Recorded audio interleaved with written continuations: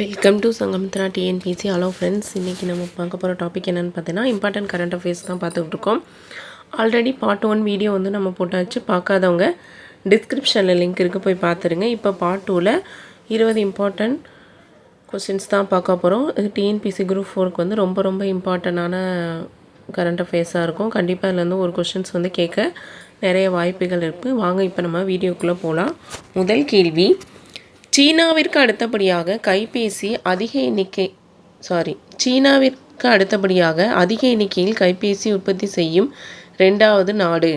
சீனாவிற்கு அடுத்தபடியாக அதிக எண்ணிக்கையில் கைபேசி உற்பத்தி செய்யும் ரெண்டாவது நாடு எதுன்னு பார்த்தீங்கன்னா இந்தியா. அடுத்த கேள்வி, 2024 மக்களவைத் தேர்தல் எத்தனை கட்டங்களாக நடைபெற உள்ளது? இப்போ 2024 மக்களவைத் தேர்தல் நடந்துகிட்டு இருக்குல்ல, அது வந்து எத்தனை கட்டங்களாக நடைபெற உள்ளது அப்படின்னு கேட்டிருக்காங்க. 7 கட்டங்களாக ஏப்ரல் 19 ஜூன் 1 வரைக்கும் நடைபெற உள்ளது. ரிசல்ட் எப்போன்னு பார்த்தீங்கன்னா ஜூன் 4 அப்போ தான் ரிசல்ட்டை சொல்லியிருக்காங்க. அடுத்த கேள்வி, தமிழகத்தில் தற்போது எத்தனை மாநகராட்சிகள் உள்ளன? டோட்டலாக பார்த்தீங்கன்னா இப்போ புதுசாக 4 மாநகராட்சிகள் சொல்லியிருக்காங்க. அதோடு சேர்த்து 25. முதல்ல 21 மாநகராட்சி தான் இருந்துச்சு. இப்போ வந்து புதுக்கோட்டை, திருவண்ணாமலை, நாமக்கல், காரைக்குடி இந்த 4ஐயும் சேர்த்து டோட்டலாக 25 மாநகராட்சிகள் இப்போ புதுசாக சொல்லியிருக்காங்க. அடுத்த கேள்வி, யுனிசெஃப் இந்திய அமைப்பின் புதிய தூதராக நியமிக்கப்பட்டுள்ளவர் யார்?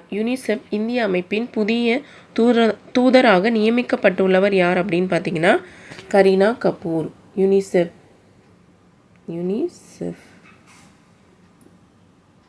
அடுத்த கேள்வி, 18வது மக்களவைத் தேர்தலில் பெண் வாக்காளர்களுக்கு பிரத்யேக பிங் பூத் எங்கு அமைக்கப்பட்டுள்ளது? 18வது மக்களவைத் தேர்தலில் பெண் வாக்காளர்களுக்கான பிரத்யேக பிங் பூத் எங்கு அமைக்கப்பட்டது அப்படின்னு கேட்டிருக்காங்க.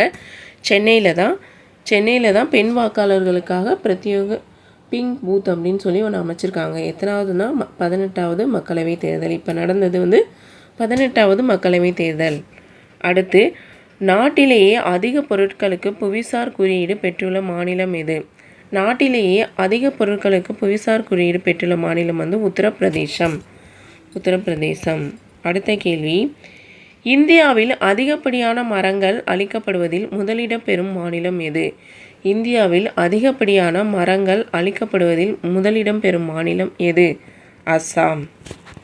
அடுத்த கேள்வி, லோக்பால் அமைப்பின் புதிய தலைவராக நியமிக்கப்பட்டவர் யார் அப்படின்னு பார்த்தீங்கன்னா ஏஎம் கான் வில்கர். அடுத்த கேள்வி, நாட்டின் முதலாவது பசுமை ஹைட்ரஜன் மைய துறைமுகமாக மாற உள்ள துறைமுகம் எது? நாட்டின் முதலாவது பசுமை ஹைட்ரஜன் மைய துறைமுகமாக மாற உள்ள துறைமுகம் எது அப்படின்னு பார்த்தீங்கன்னா வ.உ. சிதம்பரனார் துறைமுகம். போன வீடியோவில் ஒரு கொஸ்டின் பார்த்துருப்போம். 2வது ஹைட்ரஜன் துறைமுகம் எங்கே இந்தியாவில் அமைக்கப்படுதுன்னு பார்த்தீங்கன்னா மியான்மரில் சிட்வி அப்படிங்கிற இடத்துல வந்து அமைக்கப்பட உள்ளது. முதல் துறைமுகம் அப்படின்னு பார்த்தீங்கன்னா வ.உ. சிதம்பரனார் துறைமுகம். அடுத்த கேள்வி, 2024 ஆண்டிற்கான தமிழக அரசின் ஔவை விருது யாருக்கு வழங்கப்பட உள்ளது அப்படின்னு கேட்டிருக்காங்க. 2024 ஆண்டிற்கான தமிழக அரசின் ஔவையார் விருது. ஔவை விருதுன்னு கேட்கலாம், ஔவையார் விருதுன்னு கேட்கலாம். யாருக்கு வழங்கன்னு பார்த்தோம்னா பாஸ்டினா சூசைராஜ். இந்த ஔவையார் விருது எந்த வருஷத்துலேருந்து கொடுக்குறாங்க அப்படின்னு பார்த்தீங்கன்னா 2012. எப்போ இந்த விருது அறிவிக்கிறாங்கன்னு பார்த்தீங்கன்னா மார்ச் 8 உலக மகளிர் தினம் இருக்குல்ல, அப்போ தான் வந்து இதை வந்து அறிவிக்கிறாங்க. இது எதுக்காக கொடுக்குறாங்க அப்படின்னு பார்த்தீங்கன்னா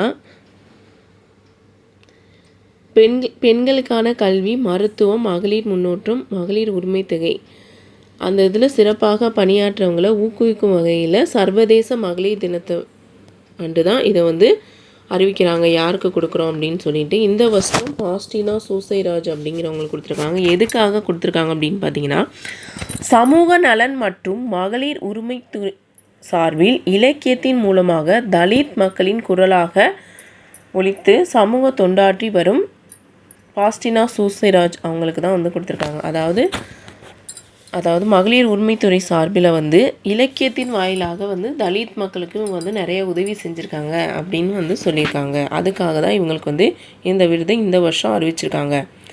இந்த விருதில் வந்து என்னென்ன கொடுக்குறாங்கன்னு பார்த்தீங்கன்னா, ஒரு கேடயமும் 1,50,000 காசோலையும் அதாவது கொடுக்குறாங்க, செக்.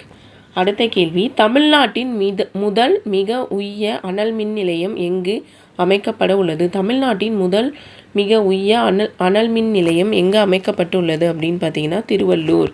அடுத்த கேள்வி, இந்தியாவின் முதல் இயற்கை எரிவாயு பங்க் எங்கு தொடங்கப்பட உள்ளது? அதாவது பயோகேஸ் பங்க் வந்து எங்கு தொடங்கப்பட உள்ளதுன்னு பார்த்தீங்கன்னா குஜராத். அடுத்த கேள்வி, தமிழகத்தில் முதல் முறையாக எந்த கோவிலுக்கு இயந்திர யானை வழங்கப்பட உள்ளது? தமிழகத்தின் முதலாக எந்த கோவிலுக்கு இயந்திர யானை வழங்கப்பட உள்ளது?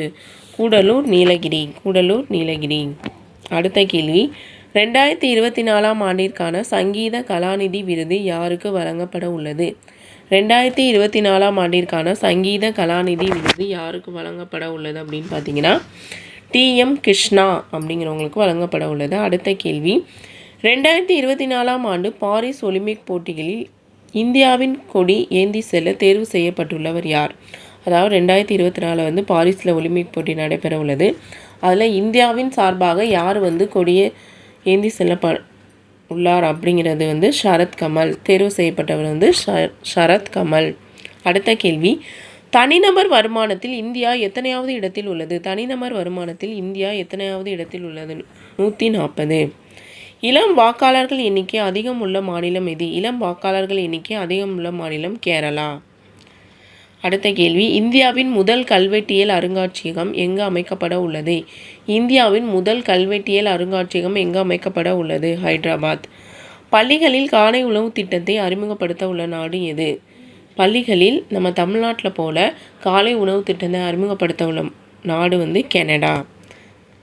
புகைப்படத்துடன் கூடிய வாக்காளர் அடையாள அட்டை வழங்கும் முறை எந்த ஆண்டு அறிமுகம் செய்யப்படுத்தது? நம்ம இப்போ உள்ளதில் முன்னாடி ஒரு ஒயிட் கலரில் வச்சுருப்பாங்கள்ல, அந்த மாதிரி உள்ளது. புகைப்படத்துடன் கூடிய வாக்காளர் அடையாள அட்டை வழங்கும் முறை எந்த ஆண்டு அறிமுகம் செய்யப்பட்டது? 1993. அதாவது பிளாக் அண்ட் ஒயிட்டில் இருக்கும்ல அது. ஓகே ஃப்ரெண்ட்ஸ், இந்த வீடியோவில் 20 இம்பார்ட்டன்ட் கொஸ்டின்ஸ் பார்த்தாது. பார்ட் 1ல் ஒரு 20 கொஸ்டின் பார்த்துருக்கோம். டோட்டலாக 40 கொஸ்டின்ஸ் இந்த குரூப் 4க்கு வந்து இம்பார்ட்டண்ட்டாக பார்த்துருக்கோம். பார்ட் 1 பார்க்காதவங்க டிஸ்கிரிப்ஷனில் லிங்க் இருக்குன்னு பார்த்துருங்க. அடுத்த வீடியோவில் அடுத்த 20 கொஸ்டின்ஸ் பார்ப்போம். இதை வந்து நீங்கள் உட்காந்து மனப்பாடம் பண்ணணும் அப்படின்னு அவசியம் இல்லை. இந்த வீடியோவை ஒரு 2 or 3 டைம்ஸ் கேட்டிங்கன்னா நமக்கு நல்லா ஞாபகம் இருக்கும். ஆப்ஷனில் வந்து நெக்லெக்ட் பண்ணிட்டு போகிறதுக்கு வந்து ஈஸியாக இருக்கும். ஒரு டைமுக்கு 2 டைம் நல்லா இந்த வீடியோ கேட்டிங்கனாவே உங்களுக்கு வந்து ஞாபகம் வந்துடும். Okay friends, thank you. அடுத்த வீடியோவில் அடுத்த 20 இம்பார்ட்டன்ட்